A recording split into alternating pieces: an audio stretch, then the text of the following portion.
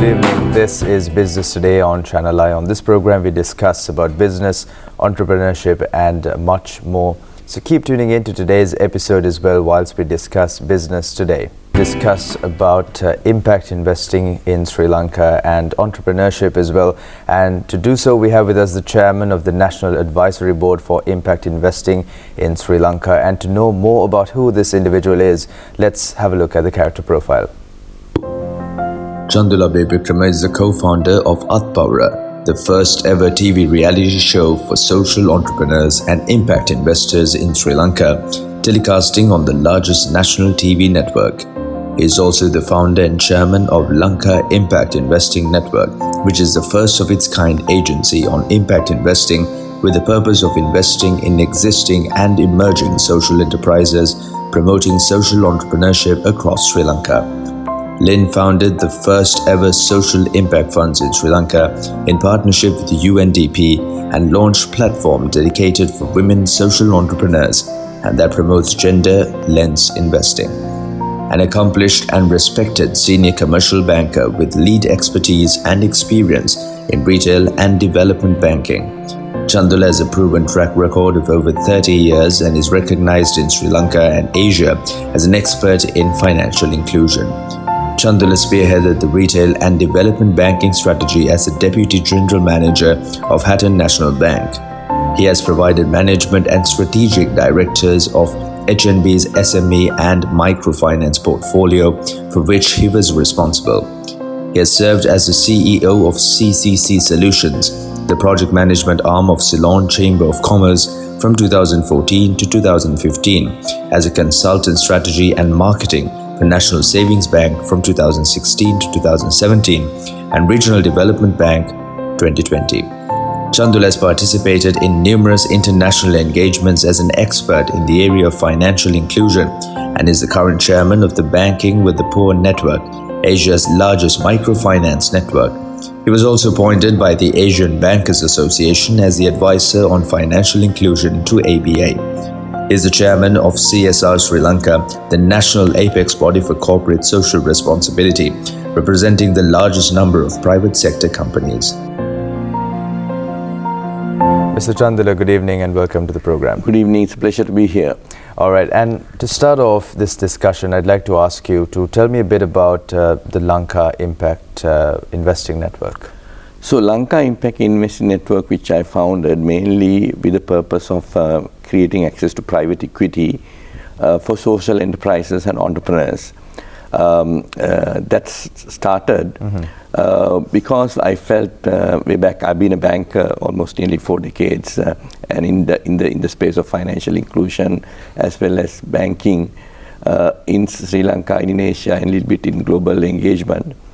And I felt that there is an absolute need to create access to private equity for micro and small and medium level entrepreneurs in this country. Okay. And because this country is more driven through loans and the finances, which is high cost for an entrepreneur to really steer an enterprise.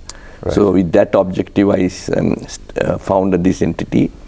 And we want to really create an impact investing fund to have access to private equity for these Sri Lankan entrepreneur enterprises, particularly social enterprises. And we also co-founded the Power, the first ever TV reality show that created access to private equity, access to social entrepreneurs to come and present their enterprise on a reality program. Great. And what about the National Advisory Board for Impact Investing in Sri Lanka? Brief definition. Yeah, so National Advisory Boards are steered and set up by the initiative of the Global Steering Group for Impact Investing.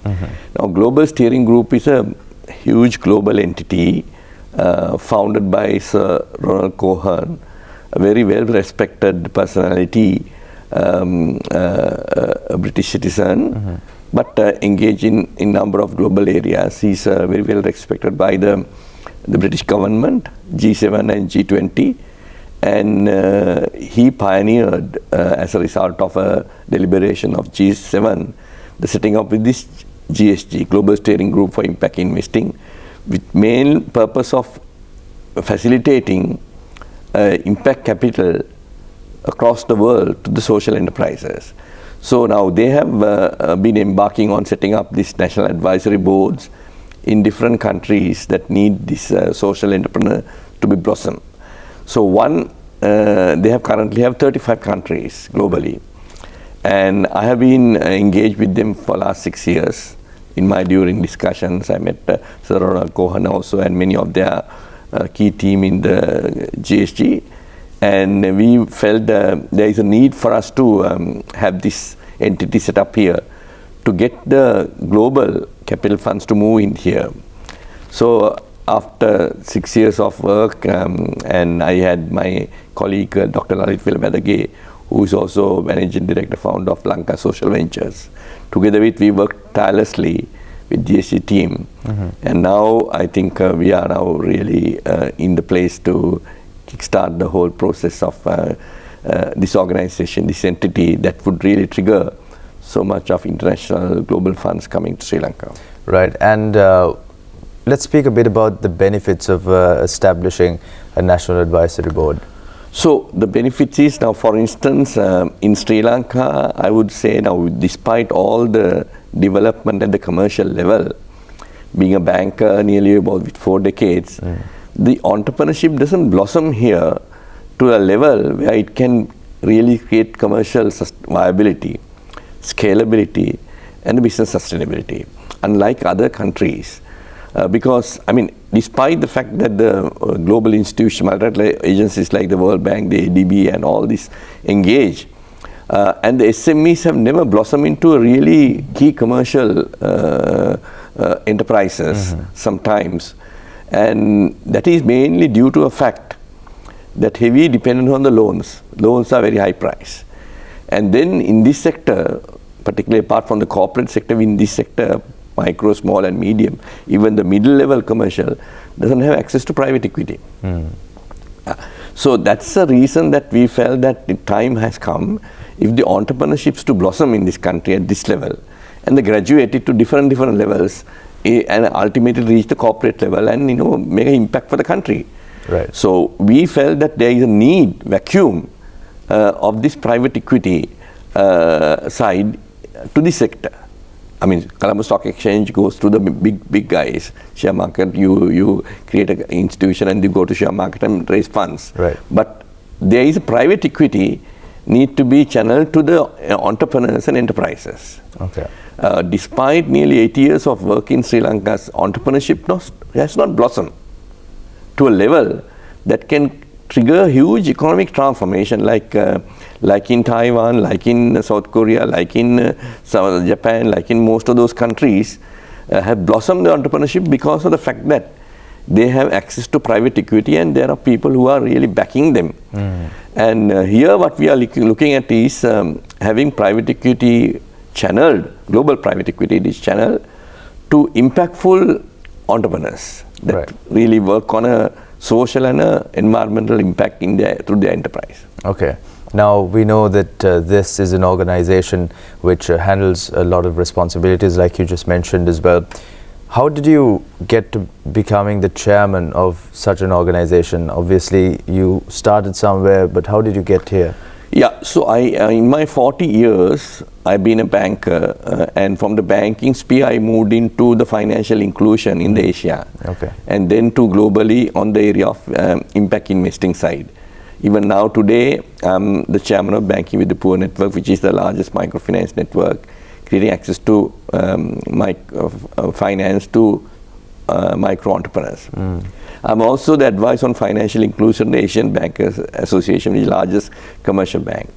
Now, through this engagement, my overseas engagement continuously, I've been in dialogue, and and internationally, I mean, in Asia, in this sector, I'm known, and in globally, in this sphere, I'm fairly engaged with number of people who are driving this space. So time to time that I've been asked by various international forums to rise up and move into I've been assisting some of the other countries like in Ghana, in other Asian countries, even Cambodia. I've been assisting many of initiatives and some of them, I've been in boards of some of those. So with that, GSG really placed on certain confidence and trust that I would be ideally can steer this as a leader and fulfill the most timely initiative for the country in the area of impact investing. All right. Now, let's speak about the meaning of driving impact capital to fast track the achievement of UN SDGs in Sri Lanka. Yeah.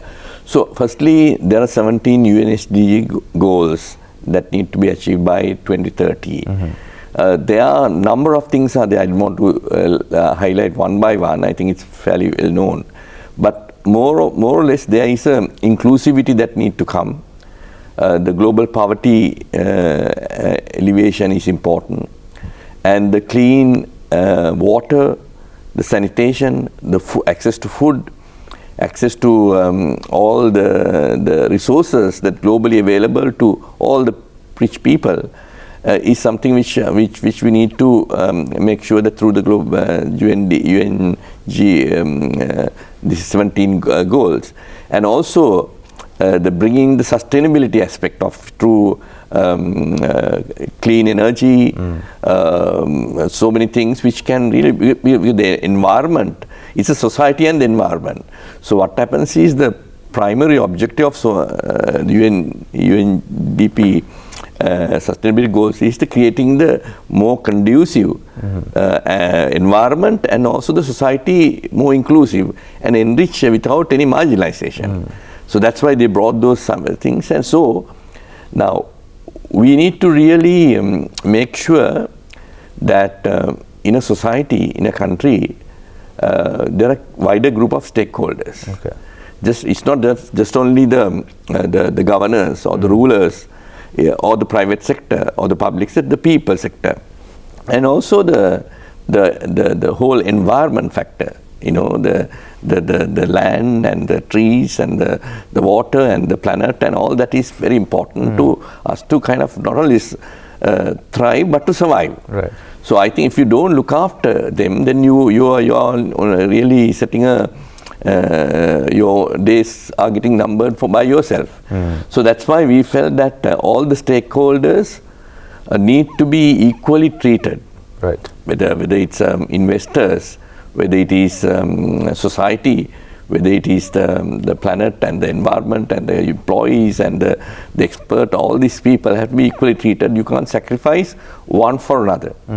So I think we felt that the enterprises and the entrepreneurs has to be more social conscious. And that's why every organization, we felt that there has to be ultimately, now we are driving the social enterprise agenda, but I think all the corporates, businesses eventually has to be social entrepreneurs and enterprises. Right. Because at the end of the day, you are benefiting from the society, you are benefiting from the environment, so you need to look after the environment. Right. So we want to make sure that global capital now, globally, I mean GSG is driving huge initiatives because the huge impact funds are available. In Sri Lanka, it's still we have seen few, but they are driven toward the commercial entities. So we want to make sure that these global impact funds come to Sri Lanka to create impact for the society and the environment, and partner with the enterprises and the entrepreneurs that are reaching that social impact and environmental impact through their products and services and their business practices and engagement. And one of the things what we want to do is, this impact capital is not loans. Right. These are equity, sometimes convertible instruments. Various financial instruments are there to make sure that the affordability, the accessibility and availability of these funds are available, so that at the end of the day, that the entrepreneurs as well as the enterprises have this access to this capital without much of a high cost. And thereby their products and services which they are delivering to the customers or to society would be affordable. Right. And enriching to the society and empowering society in every aspect. That's what and through that we want to make sure that the society and the environment is enriched. Environment has to be enriched. Environment cannot be polluted, enriched. And even the society has empowered and enriched. Right. And let's speak strategy when it comes to the global steering group for impact investing. So global steering group for impact investing globally, they are working with number of big government and government institution mechanism. Particularly, global steering group is very driving the agendas of G20 and G7. Okay. Now G20, the most powerful countries are in the G20, and G7 is again the most powerful. Now these countries have huge resources. I mean they are the most developed countries, and they have huge resources, and the capital base are there, and you order all this, and Dr. Sir Ronald Cohen, as his vision and the drive is for that, to ensure that there is large amount of impact funds that is available in this G20 and G7 countries, and those things to be channeled to developing and developed countries in Asia, Africa, Latin America. So too, because these are the countries that need the economic and social and environmental empowerment and enrichment for people to reap the benefits of that society. So the strategy is basically, GSC strategy is setting up this national advisory boards, and through that ensuring that the national advisory boards will set up the conducive environment for the respective countries to flow the capital, because there are so many logistical things as well as regulatory, legal things that has to be in place in those respective countries. So once that is worked, then we can really bring those capital. Also, I mean, being a small country, ticket size of is an issue for us. Sometimes these global funds, their big investment ticket size is over 10 million, 20 million, 30 million, $100 million. Now we are talking about $500,000, 1 million, 2 million. So its ticket size small. So according to that, we need to really cushion and lay the foundation and the platform, the mechanism to, so that draw even the small tickets, even for the small ticket size global impact funds. Okay. And let's speak about the policy reforms to tap into the availability of impact capital. So there are a number of challenges as far as Sri Lanka is concerned. I think one of the things what I did was, when we promoted the TV reality show for social entrepreneurs and impact investors at Powder almost now 5 years ago, to create awareness of what is social entrepreneurship, what is impact investing.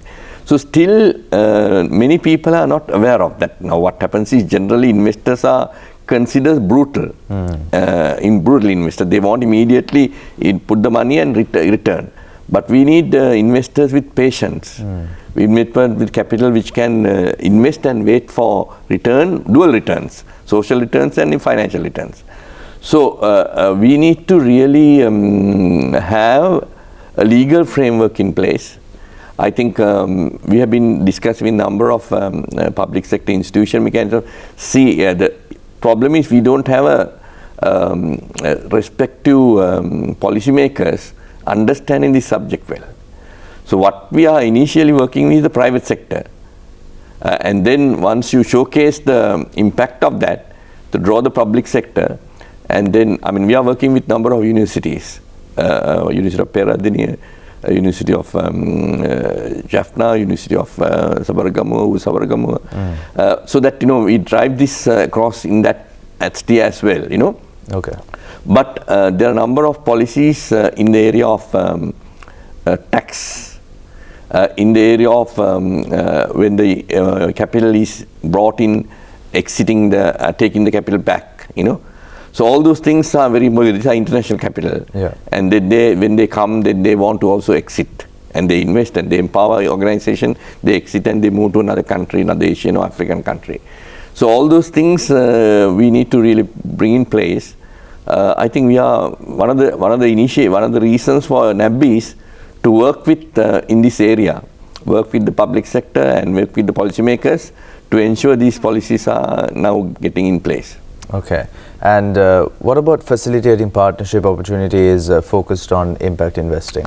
So we are really working locally in Sri Lanka. We feel number of partners, because the banking sector has been driving this entrepreneur development for a long period. I've been a banker, and mainly through bank loans, SMEs, and all these things, refinance schemes, and buy of the multilateral. They've been driving that. So the banks still have a role, a significant role for entrepreneur development, even in this current status, high rate of interest. But what happens is the entrepreneurs cannot blossom only through bank loans. That is why the private equity has to flow into it. And then when the private equity flows in, then when it, particularly international private equity, they would want the entrepreneurs and enterprises to showcase their performance in numbers. There has to be their finances has to be audited. So there will be tax things have to be committed. They're committed tax regimes and their legal framework. And there are a number of things with connected. So we are trying to connect the partners in the area of legal side, the banking side, in the audit side, audit regulatory side. So on the area of regulation, on the area of facilitation, on the area of partly developing people's businesses, bringing various best business practices into the entrepreneurs.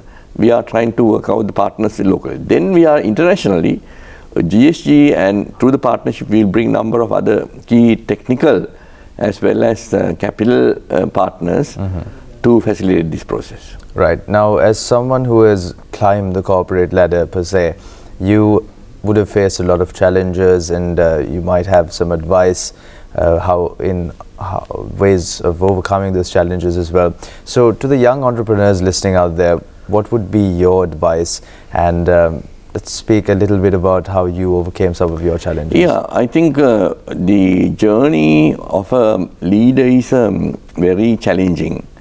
And also what I would say, you have to really ready to make sacrifices. And you need to be ready any time to move vertically and horizontally. Okay. Now sometimes you think lead only go vertically, go up, up, up. But I think today's younger generation are not multi-skilled. Now in our generation, we have to do everything by ourselves. So we learn a lot of things. We are actually, now in my case, I can handle many things. I've been in many organizations. So multi-skilling is very important, not only language, but handling things. If you are a financer, you need to understand what is happening in the other respective areas. So you need to have that not only knowledge, the skill of multi-skilling is very important. So when I started, actually when my first job was, when I left the university, was as a management trainee at Ceylon Cold Stores, Elephant House. Okay. But I had the privilege of working in all areas, and that was really more than 4 years in the university. I learned valuable this thing because I worked from the bottling plant to essence factory to ice cream plant, all the frozen food manufacturing. So it's a kind of processing journey I experienced. So therefore I realized I need to really vertically, before I go vertically, I need to horizontally move. And when you move horizontally, you acquire knowledge, you acquire skill. And that's why a lot of young people don't do today. And I think I started there, and then I moved to LLC and HNB, and I adopted different skills. And then I moved into Asian context. In Asia, you deal with so many other nationalities, not only Japanese or Cambodians, Indians, and Bangladesh. You need different skill, language, attitude to work with them. Right. And then I moved to global frontier and this side. So you need to change yourself. And you need to have the humility to submit your ego and learn things. That's why this thing. Sometimes you are arrogant, will not take you anywhere. So I think what I have gained is, as a result of, I need to acquire more skills, more knowledge. I moved horizontally, and then do that horizontally, you need to have humility. You need to be humble enough. And you need to recognize that once you do that, you are ready to move up vertically, step by step. Now what happens is, what I think is, we need to make sure that if you want move vertically up, you need to make sure that if you can't move step by step, even inch by inch, in the right direction, not on the wrong direction. So you need to do the right thing, because what happens is the younger generation want quick results. Younger generation won't make things, everything through the computer, and you were looking at the iPad or iPhone or what, something like that. Yeah. But today, the problems are in the society is the grassroots level. So if you don't have your feet on the ground, your ears to hear the noise or the sound of the people, you will never go anywhere. That's very important. So I always make sure that my feet on the ground, my ears are open to the sound of the people, then I move horizontally, and then step by step move vertically, and then you begin to see the big picture. And when you begin to see the big picture, you begin to see IT people, and then you can reach the levels that you want and designed by you for your destination. Right. Thank you so much for the valuable advice. That was Mr. Chandula Abeywickrema, the Chairman of the National Advisory Board for Impact Investing in Sri Lanka. Thank you for being with us this evening. Thank you. It's a pleasure to be here. And that winds up today's program of Business Today. Do join us next time as well. Till then, good night.